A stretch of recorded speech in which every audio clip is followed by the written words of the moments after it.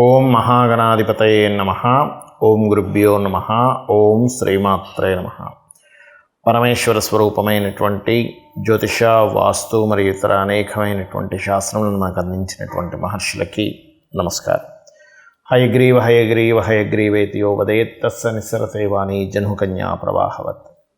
అరుణాం కరుణాతరంగితాక్షీం ధృతపాశాంకుశపుష్పబాణచాపాం అనిమాదిభిరావృతాం మయూకైః అహమిత్యేవ విభావయే భవానీం. శ్రీమాత్రే నమః. ప్రేక్షకులందరికీ కూడా లలితాంబిక అమ్మవారి యొక్క అనుగ్రహం పరిపూర్ణంగా కలగాలని మనస్ఫూర్తిగా కోరుకుంటూ మనం ఈరోజు చెప్పుకోబోయేటువంటి టాపిక్ ఏంటంటే, చూడండి, చాలామందికి ఒక్కొక్క జాతకాన్ని బట్టి, పర్సనల్ చార్ట్ని బట్టి వారు ఏ దేవత ఆరాధన చేస్తే బాగుంటుంది, అందులోని ఆ దేవతకి ఆ దేవతా సంబంధించిన మంత్ర జపం చేస్తే బాగుంటుందా, లేకపోతే ఆ దేవతా సంబంధించిన లేదా ఆ గ్రహ సంబంధించిన దానం ఇస్తే బాగుంటుందా, తర్పణము చేస్తే బాగుంటుందా. తర్పణము అంటే నీటితో కానీ పాలతో కానీ చేస్తూ ఉంటారు. అదేవిధంగా హోమము చేస్తే బాగుంటుందా అనేటువంటిది ఉంటుంది. అది ఎందుకు తీసుకుంటారు అంటే, వీళ్ళ యొక్క పూర్వజన్మ కర్మ ఒక్కొక్క జాతకానికి స్పెసిఫిక్గా ఒక్కొక్క మార్గం ద్వారా అది నల్లిఫై అవ్వడం జరుగుతూ ఉంటుంది. ఆ రకంగా అది పర్సనల్ చార్ట్ చూడాలి. మరి పర్సనల్ చార్ట్ అనేటువంటిది చూసుకోవాలంటే ఎవరికి వాళ్ళకి తెలిసి ఉండాలి, లేదా ఏదైనా ఆస్ట్రాలజర్ని కన్సల్ట్ చేసి ఉంటే వాళ్ళ లగ్నం నుంచి లగ్నాధిపతి ఎలా ఉన్నాడు, పంచమాధిపతి అంటే ఉపాసనా స్థానాధిపతి ఎలా ఉన్నాడు, లేదా భాగ్యాధిపతి ఎలా ఉన్నాడు, వీళ్ళకి ఏ పర్పస్ మీద అయితే వీళ్ళు పూజ చేస్తున్నారో, లేకపోతే హోమం చేస్తున్నారు, తర్పణం చేస్తున్నా, ఆ పర్పస్ని ఫుల్ఫిల్ చేసేటువంటి గ్రహ దశ నడుస్తుందా లేదా, ఒకవేళ నడవనట్లయితే ఆ గ్రహ దశ అనుకూలించేలాగా ఏ దేవతకు చేసుకోవాలనేటువంటిది ఉంటుంది. అయితే ఇవాళ మనం చెప్పుకోబోయే టాపిక్ ఏంటంటే, సహజంగా మీరు పలానా లగ్నంలో పుట్టారు, ఉదాహరణకి మేష లగ్నంలో పుట్టితే ఎవరికి తర్పణం కానీ హోమం కానీ ఇవి చేయాలి, లేదా వృషభ లగ్నంలో పుడితే ఏంటి అనేటువంటిది నేను మీకు ఒక్కొక్క లగ్నరీత్యా నేను మీకు చెప్తాను. వృషభ లగ్నము, వృషభ రాశి. మీరు సహజంగా ఇది భూతత్వ సంబంధించినటువంటి రాశి కాబట్టి, లగ్నం కాబట్టి మీరు ఎవరిని ఎక్కువగా ఆరాధించాలి అని చెప్పి చూసుకున్నట్లయితే మహావిష్ణువుని ఎక్కువగా ఆరాధించాలి. మహావిష్ణువుని, వెంకటేశ్వర స్వామి రూపంలో ఉన్నటువంటి ఆ యొక్క మహావిష్ణువుని ఆరాధించడము. ముఖ్యంగా మీరు శనివారాలు మరియు బుధవారాలు కాస్త దానం ఇవ్వడము. అదేవిధంగా మరీ ఇంకా ఎక్కువగా చాలా ప్రాబ్లమ్స్ మరీ ఎక్కువగా ఉన్నాయన్నప్పుడు మీ యొక్క జన్మజాతకంలో ఉండేటువంటి మహాదశ మీరు చేస్తున్నటువంటి ప్రయత్నానికి ఏదైనా అది నెగేటింగ్ చేస్తుందా అనేటువంటిది ముఖ్యంగా చూసుకోవాలి, గుర్తుపెట్టుకోండి. అలాగే వీలున్నప్పుడల్లా కూడా మహావిష్ణువు యొక్క ఆరాధన అంటే ఓం నమో నారాయణాయ అనేటువంటి నామస్మరణ, ఓం నమో వెంకటేశాయ. ఎందుకంటే కలియుగంలో వెంకటేశ్వర స్వామి యొక్క కలియుగ దైవం అంటూ ఉంటారు కాబట్టి ఓం నమో వెంకటేశాయ. మరియు అదేవిధంగా మీరు ఈ బుధ శనివారాలు చేస్తూ 7 శనివారాల వ్రతం అని ఉంటుంది వెంకటేశ్వర స్వామికి సంబంధించినటువంటి. ఆ 7 శనివారాల వ్రతం చేస్తూ మీరు ఏదైతే భోజనము పెడతారు, ఏది వ్రతమైన తర్వాత ఆ భోజనం పెట్టడం కానీ, భోజనానికి బదులుగా స్వయంపాకం ఇవ్వడం కానీ చేసినట్లయితే కూడా మీకు ఏమవుతుందంటే, మీ యొక్క జన్మజాతకంలో బుధగ్రహము యొక్క అనుగ్రహం ఎంత బాగుంటే మీకు పూర్వజన్మలో చేసినటువంటి కర్మలు ఇవన్నీ కూడా తగ్గుతూ ఉంటాయి. అదేవిధంగా వీలున్నప్పుడల్లా శనగలు అంటూ ఉంటారు, శనగల్ని ఎక్కువగా దానంగా ఇస్తూ ఉండండి. శనగల్ని దానంగా ఇవ్వడం వల్ల ఏమిటి అంటే, వృషభం వారికి పూర్వజన్మల్లో ఏదైతే లాభము రావాల్సినటువంటిది ఆగినటువంటి ఎనర్జీ ఉంటుంది.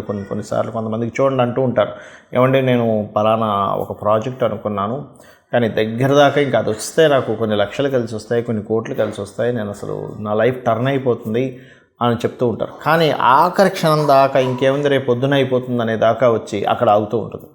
దానికి కారణం ఏమిటి అంటే, ఆ యొక్క పుణ్యఫలం ఏదైతే ఉందో అది రావడానికి మీరిప్పుడు చేస్తున్నటువంటి ఉపాసన కావచ్చు, దీక్షలు కావచ్చు, పూజ కావచ్చు, వ్రతాలు కావచ్చు, ఏదైనా సరిపోదు దానికి.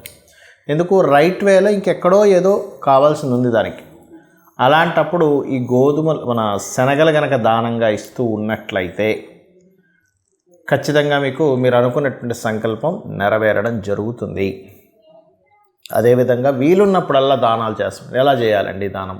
కేవలం ఈ పదార్థాలు మాత్రమేనా, శనగలు మాత్రమేనా అంటే, ఏదైనా ఒక విష్ణు ఆలయం కన్స్ట్రక్షన్ జరుగుతుంది, అక్కడికి వెళ్ళి మీ వంతు ఎంతో కొంత 500 ఇస్తారా, 1000 ఇస్తారా, 10,000 ఇస్తారా, 1,00,000 ఇస్తారా, మీ ఇష్టం. కానీ విష్ణు సంబంధించిన దానికి మీ యొక్క ధనం వెళ్తూ ఉండాలి. అదేవిధంగా దత్తాత్రేయ సంబంధించిన వాటికి కూడా మీ యొక్క ధనం వెళ్తూ ఉండాలి. ఖచ్చితంగా మీకు ఆ స్వామివారి యొక్క అనుగ్రహం కలుగుతుంది. మరి కొంతమందికి జన్మజాతకం ఉండదు, వాళ్ళ డేట్ ఆఫ్ బర్త్లు తెలియదు, వాళ్ళ లగ్నం తెలియదు, వాళ్ళ రాశి కూడా తెలియదు. అప్పుడు ఏం చేయాలి?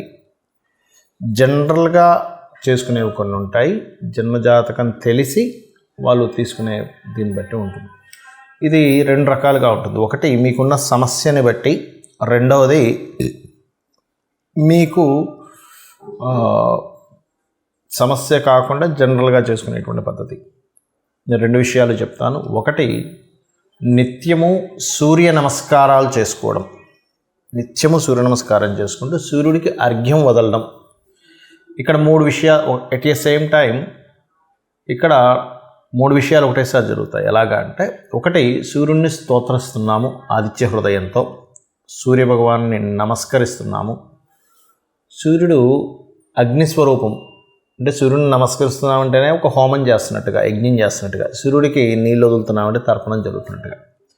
దీంతో పాటు మీరు ఆదివారం నాడు కానీ, సప్తమి వచ్చినప్పుడు కానీ, సూర్యుడి యొక్క నక్షత్రాలు అంటే కృత్తిక, ఉత్తరాషాఢ ఈ నక్షత్రాల్లో కానీ మీరు గోధుమలు దానంగా ఇచ్చినట్లయితే, మీ జన్మజాతకం తెలియదు కాబట్టి 4 విషయాలు చేస్తున్నారు. దానం ఇస్తున్నారు, సూర్య నమస్కారం చేసుకుంటున్నారు, అర్ఘ్యం వదులుతున్నారు, స్తోత్రపారాయణం చేస్తున్నారు ఆదిత్య హృదయం. దీనివల్ల ఏమవుతుంది అంటే, మీకు ఏదైతే పూర్వజన్మల్లో చేసినటువంటి కర్మ ఒకవేళ నెగటివ్గా